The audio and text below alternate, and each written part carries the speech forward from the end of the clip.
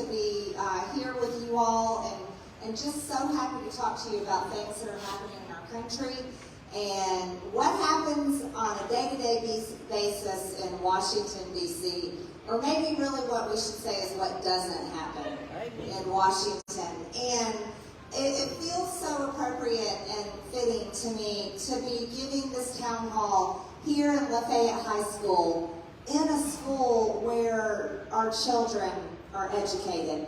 And I say that because I'm a mom.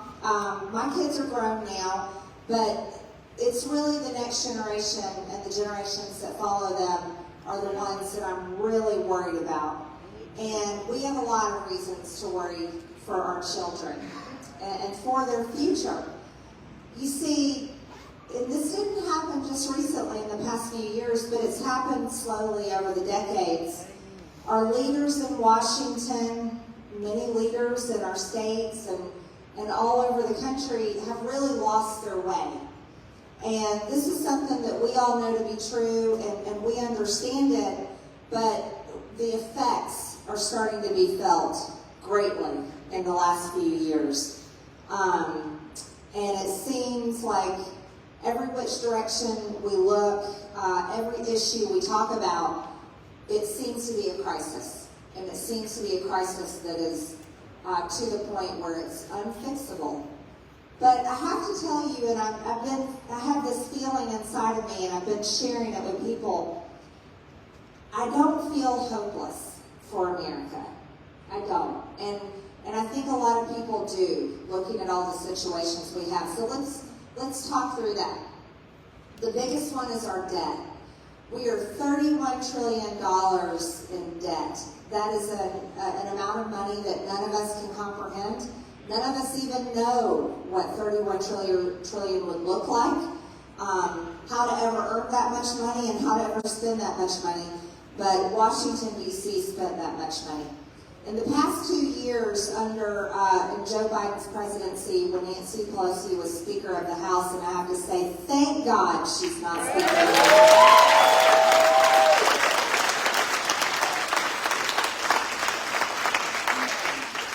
Yeah, I'll say it a little bit on that. That was kind of like, you know, in the land of Narnia, when the ice started melting and the ice queen started losing her power. Yeah.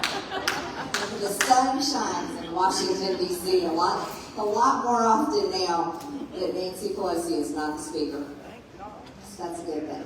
But it's not out as bright as we want it yet. We've got a little ways to go. But in the first 2 years under Joe Biden, under Nancy Pelosi's speakership, they spent $7 trillion. $7 trillion. And that was on top of the horrible debt that we already had. And that's both parties, right? We could blame both parties. Republicans and Democrats, irresponsible spending for decades have led us to where we are now. But it was the last 2 years that really took us over. And now in Washington, we are looking at having to raise the debt ceiling again, which is absurd.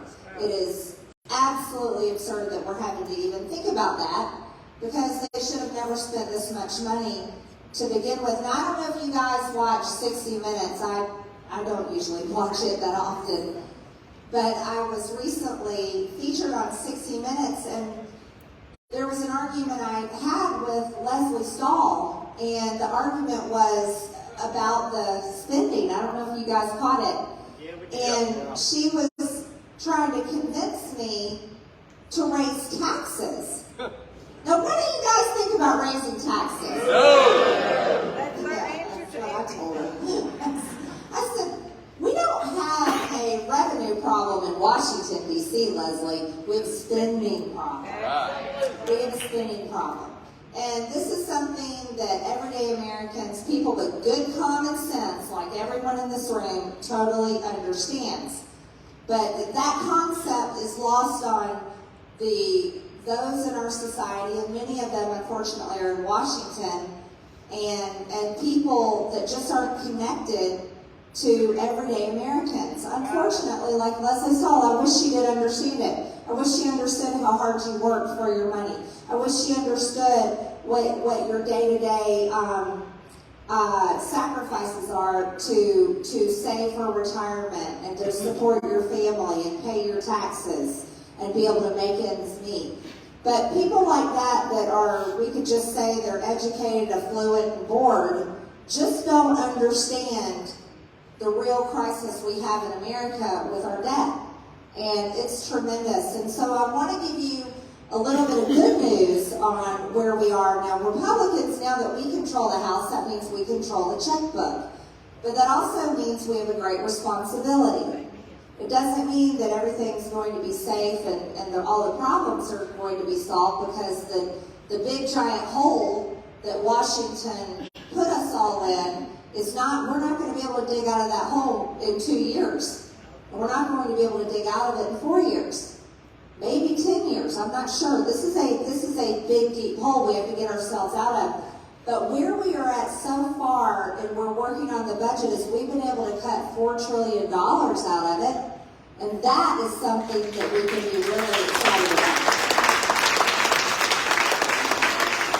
But we're not finished. So we are still working on the details of the budget, and that'll be something that you'll be seeing coming out pretty soon. But I'm excited with the progress that we have made so far.